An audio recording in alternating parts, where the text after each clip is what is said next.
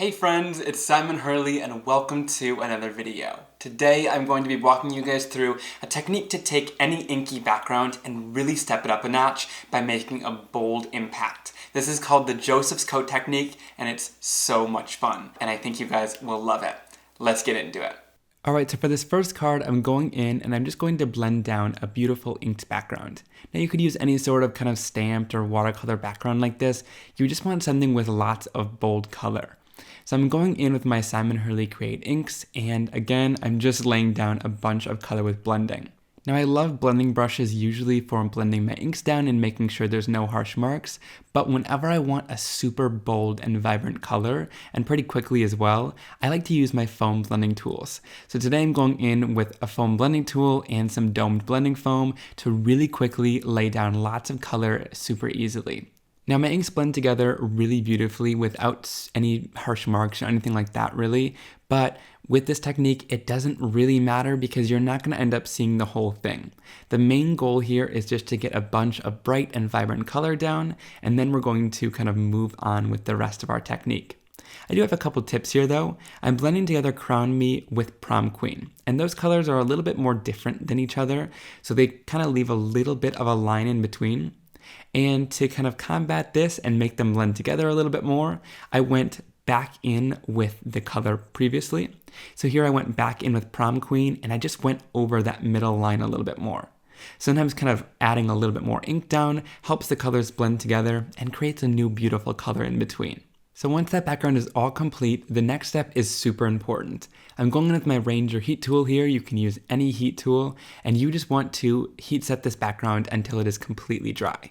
Now with my inks, they're dry to the touch right away pretty much, but when the ink sinks into the surface, it's still wet inside that cardstock. So going over with my heat tool for about a minute, moving it around, is going to make sure those are nice and dry. Then I'm going in with my anti-static powder tool. This is also going to make sure no embossing powder sticks where I don't want it to. And to test my method here and make sure that everything is nice and dry, I'm throwing over a layer of clear heat embossing powder, and if nothing sticks, you know your background is dry and ready to move on to the next step. If things stick, tap it all off and then keep heat setting it until it doesn't. Then I'm going in with the Choose Gray stamp set from Gina Designs. I love this one because it's got some lined images, but it's also got solid images, and you want to use solid images for this technique. Now you could use a background stamp, but I want to show you guys a technique to create your own backgrounds out of a stamp set. So I'm going to take some of the solid images from this set and lay them down together on my work surface here. Then I'm going to add kind of leaves and filler images to make it almost like a rectangle of design. I find that making a solid shape like a rectangle is easy to kind of build the pattern together once you're piecing it all together. So once I got the design exactly how I like it, I'm going to go in with my acrylic block. I'm using my Simon Hurley Create acrylic block here and pressing that down so that the design is all pieced together. Then I'll go in with my clear sticky Versamark ink and I'm going to start stamping it down onto my cardstock.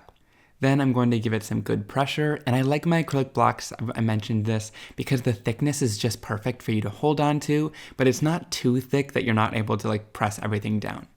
So then I'm going to puzzle piece the next image right in there, kind of nuzzle it together, and we're going to fill in our pattern. Now I find that throwing over a layer of clear embossing powder, I'm not heat setting it, but this is just so that I can see exactly where the stamp is and see where I need to place the next image. Now this is where I said having that rectangle of design is really helpful. That way there's not one piece that's sticking out a little bit too far and is hard to piece together. It's easier when it's kind of a solid shape like that of the design that you're able to kind of fit different images in together and piece the design together.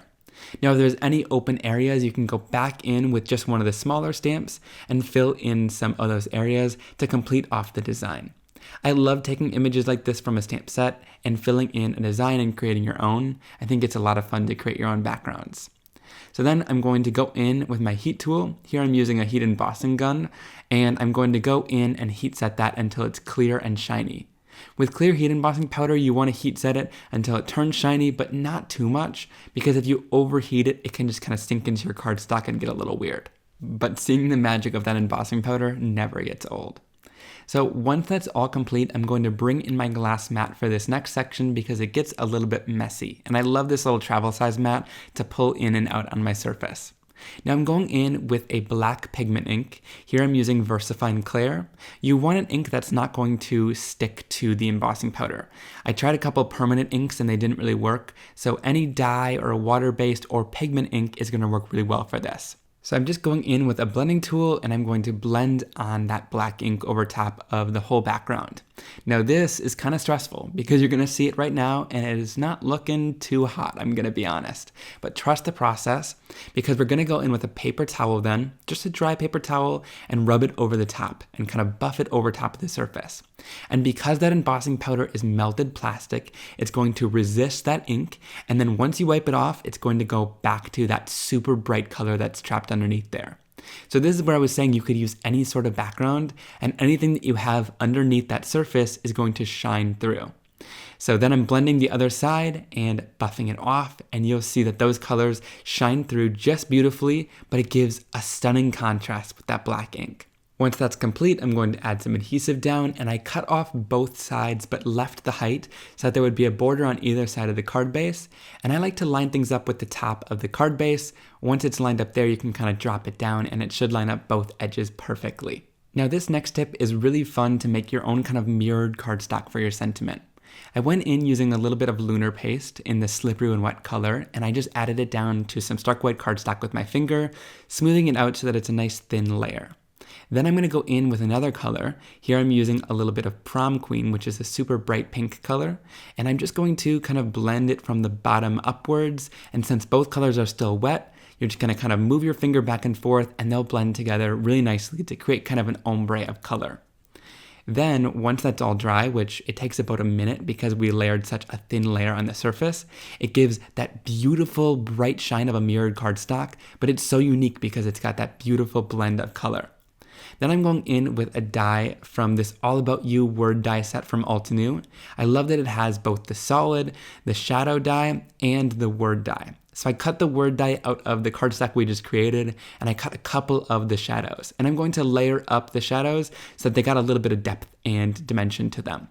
So to layer this up, I just add a little bit of liquid glue, and then I go in and just kind of add them on top of each other and pinch the sides to make sure that everything is lined up. The pinching of the sides trick is super helpful to make sure they're all lined up perfectly. And then I'll just add the final word die right in the center there, and I love how that one stands out. I don't keep much specialty cardstock on hand, and I love that we were able to make this one ombre too, so it was even more special and beautiful. So then I added that onto the center of the card. I kept it super simple because I wanted that bright background to really stand out, but I love how this one turned out. And like I said, you can use any background underneath that embossing, and it's going to stand out beautifully with the contrast of the black ink we added over top. Now next I'm going to go in and create another blended background, but we're going to step this one up a little bit afterwards.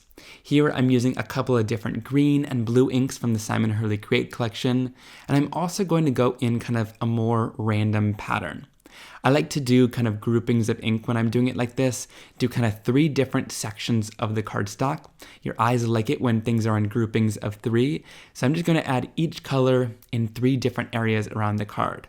And again, I was doing this super fast with those foam blending tools. Of course, if you spent a lot of time doing this, you get beautiful blends, but honestly, the blend wasn't even that bad for the little amount of time that I added. I love that these inks just blend beautifully on the cardstock. Alright, so once this background is all blended together, we can then go in and we're going to step it up a little bit. So here I'm using the Paisley background stamp from Simon Hurley Create. It's got lots of beautiful little details, and I wanted a more fine line image for these details. So I sprayed that down with water so that it's got a light misting over top of the whole background stamp, and then I'll press my background in, ink side down, onto the surface of the stamp. We want it to kind of get contact for a couple of seconds in every area, and when I lift it off, it doesn't look like much, but I'm going to go in with my heat tool here and I'm going to heat set this, and you'll see that as I heat set it over time, it's going to really react and kind of bleach that color out in the design that we stamped down. Now, of course, you could just set it off to the side, and giving it a little bit of time will let it react as well, but I find the heat tool intensifies it a little bit. So then I'm going to go in with an anti-static powder tool again once that background is all completely dried. And then to do my little test, I'm going to go in with clear embossing powder. And if it all falls off the surface, we are good to go.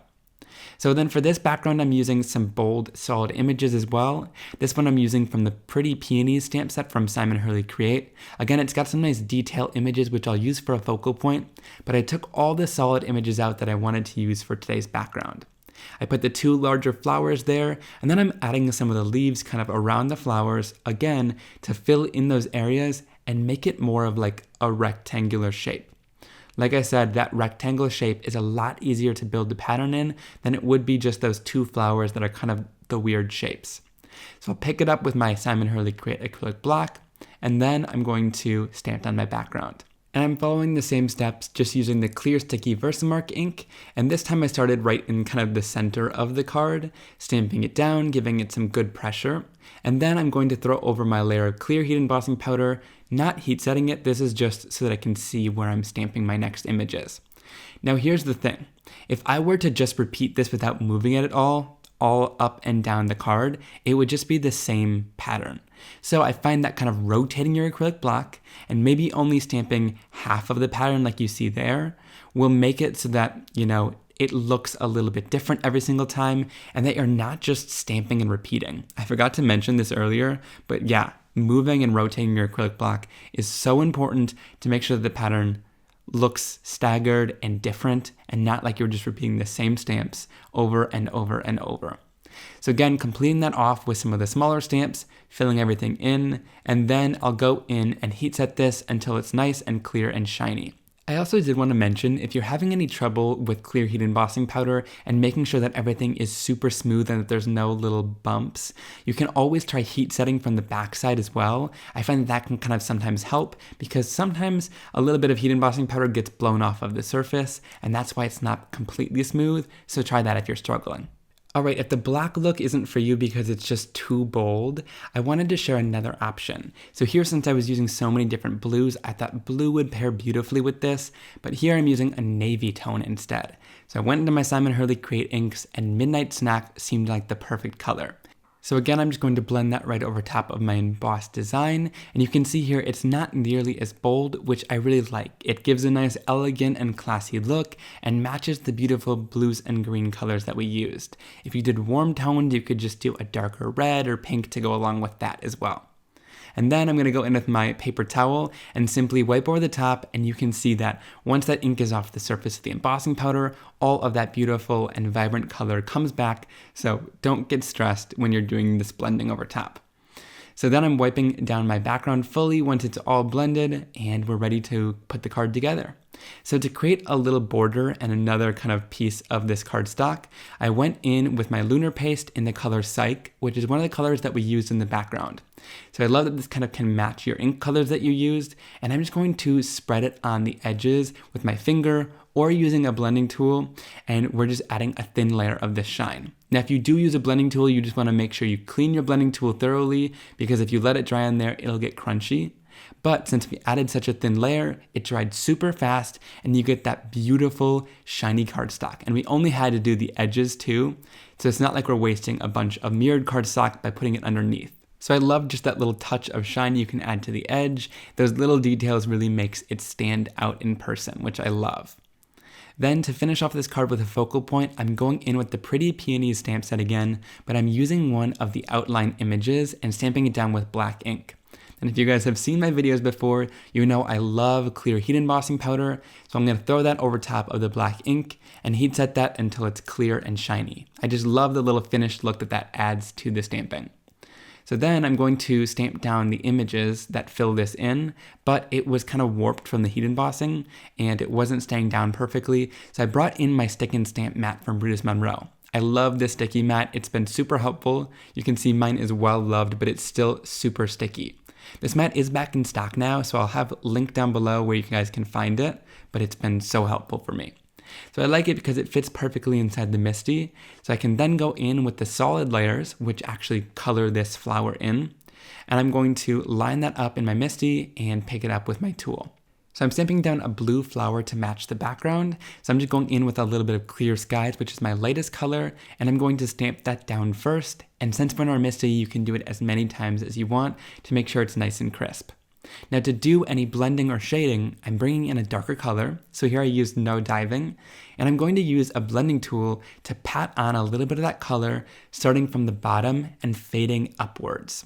Since I use my blending tool, it's going to give a nice light fade in between colors, and you can do it as many times as needed because we're doing it in the MISTI. The more times you stamp down, the darker the color will be, so I did it about 3 times to get a nice dark fade and ombre of color. I love that you're able to do this with those solid images, and then I'm going to do the same thing. I'm lining up the leaves in the MISTI stamping tool, and I love that you can do both of these at once since we're using the MISTI. And then I'll go in with a little bit of Psych, stamping that down. And again, we can do it several times if we need to make sure it's nice and solid. And then I'll go in with a darker color. Here I used Fake Plant and my blending tool to add down a little bit of soft shading there. I love that the blending tool makes it super easy to make the shading a nice fade between colors, and you can get a beautiful colored in image that simply. So then to cut this out, I'm going to fussy cut it using my Fiskars Spring Assist scissors. If you guys aren't a fan of fussy cutting, I really recommend trying these scissors and maybe it'll change your mind. I love them because they spring back out at you so your hands don't get tired at all. And also they have a little fine point on them so they're really easily able to get into all of the little details. I leave a little bit of a white border all the way around my image, that way I don't have to be super perfect, and also I find that the white border helps it stand out and pop it out from the background as well. So once that's all fussy cut out, I'm going to then add this down onto my card using a little bit of foam tape for dimension. Now I also have to recommend, since we've done so much clear heat embossing, sometimes the foam tape doesn't want to stick, so I added down a little bit of liquid adhesive onto the back as well. And that's going to, once it's dry, make sure that everything is going to adhere beautifully to that heat embossing. Then I'll add my sentiment down, and I love how this card turned out.